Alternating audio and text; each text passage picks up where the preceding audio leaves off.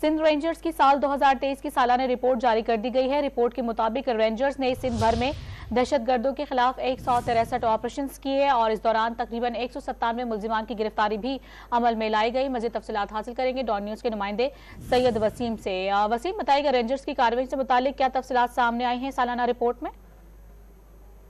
जी बिल्कुल, पाकिस्तान रेंजर्स सिंध और पुलिस ने मुश्तरका तौर पर साल 2023 में दहशतगर्दी, टारगेट किलिंग, अगवा बराए तावान और बत्ताखोरी के खिलाफ मजमूई तौर पर 163 ऑपरेशन किए।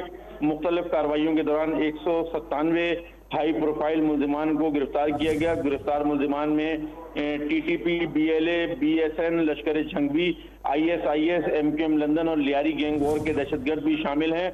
दहशतगर्दी के खिलाफ कार्रवाई करते हुए मजमूई तौर पर 109 ऑपरेशन किए गए और 191 दहशतगर्दों को गिरफ्तार किया गया। टारगेट किलिंग के खिलाफ कार्रवाई करते हुए मजमूई तौर पर 19 ऑपरेशन किए गए और 11 टारगेट किलर्स को भी गिरफ्तार किया गया।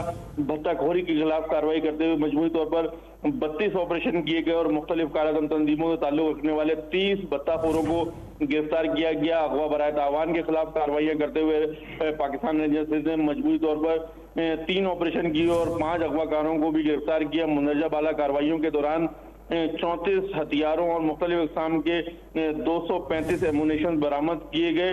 पाकिस्तान रेंजर्स ने साल 2023 में डकैती, स्ट्रीट क्राइम, मंशियात फरोशी और जराइम पेशा अफराद के खिलाफ मजमूई तौर पर 708 ऑपरेशन किए, जिसके दौरान 2292 मुलजिमान को गिरफ्तार किया गया। डकैतियों के खिलाफ कार्रवाई करते हुए मजमूई तौर पर 135 ऑपरेशन किए गए, जिसमें 524 डकैतों को गिरफ्तार किया गया।